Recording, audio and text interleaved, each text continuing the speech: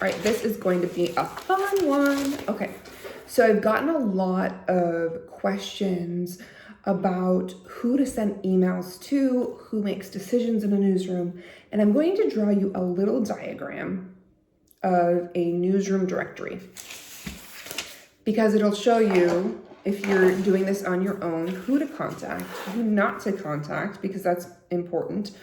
So this may be flipped around. But, so you're gonna have the news director is at the top of the newsroom. So it's probably backwards, but the news director is at the top.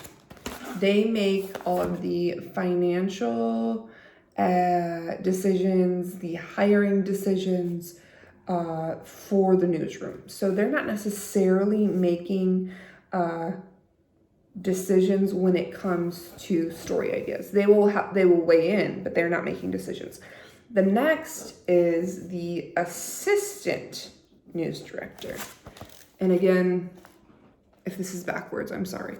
But there's the news director, then the assistant news director. The assistant news director is kind of head of all the personnel.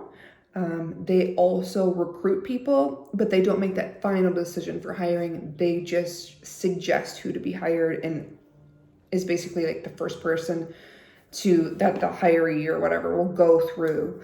But again, they do have weight when it comes to story making decisions, but they're not ones always pitching stories. The next is executive producers, and there might be like 4 of these.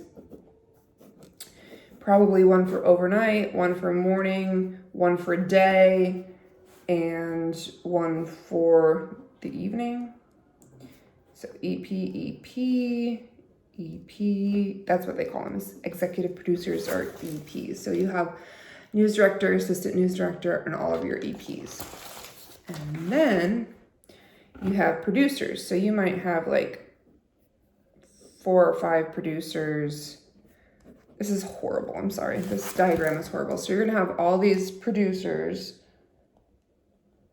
down here. Each producer is in charge of a show.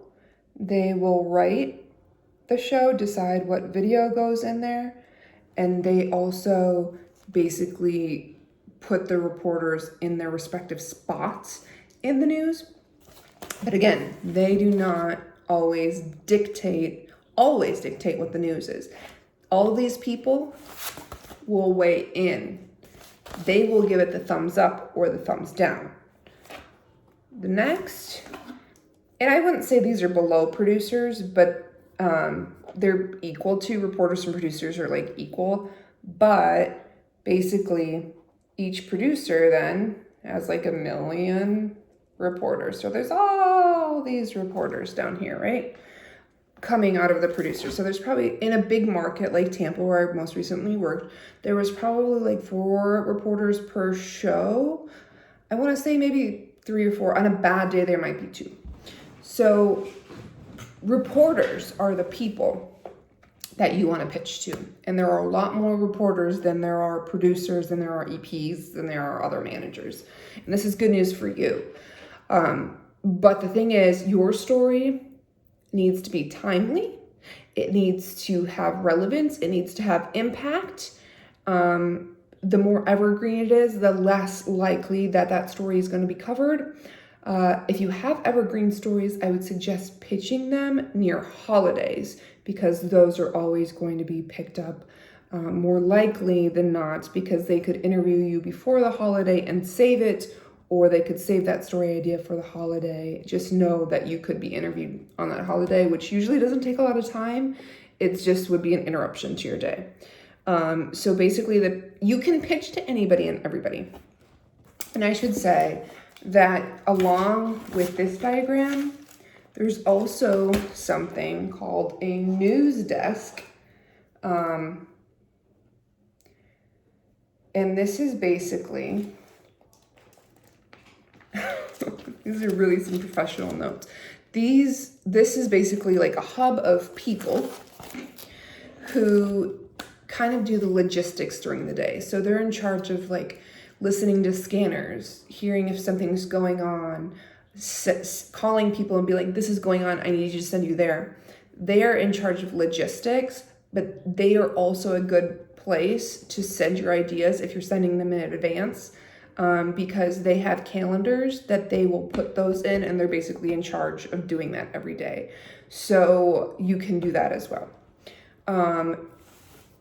Sometimes when I don't think a story is good for TV necessarily, but it's a good story anyways, there is also a web desk. And I know this is backwards, but you guys know what I'm saying. There's also another desk where you go to the website and you see all those stories. Those are stories that the web desk are writing, despite, or they're at least editing, the reporter stories that are on there. And so you can always pitch a story to the digital desk, and they can be busy sometimes, but if you keep telling them, hey, I think this is a great web script or a digital script, they may reach out to you and say, great, and want to do it on their own.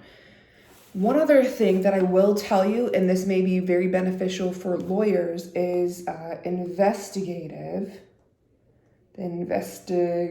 desk. These are seasoned journalists. So we have an investigative desk. They aren't necessarily a part of the daily process. So if your story is a little bit more convoluted, or it's like exclusive, it's not going to be told in a minute and a half, then IT may be good to pitch to as well. But that is kind of like the overall aspect of a local TV station newsroom. If you have any questions, I'm Andrea Lyon. I do public relations at Social Firestarter, and I help lawyers get on the news. If you want to send me an email, my email is Andrea, ANDREA, @socialfirestarter.com.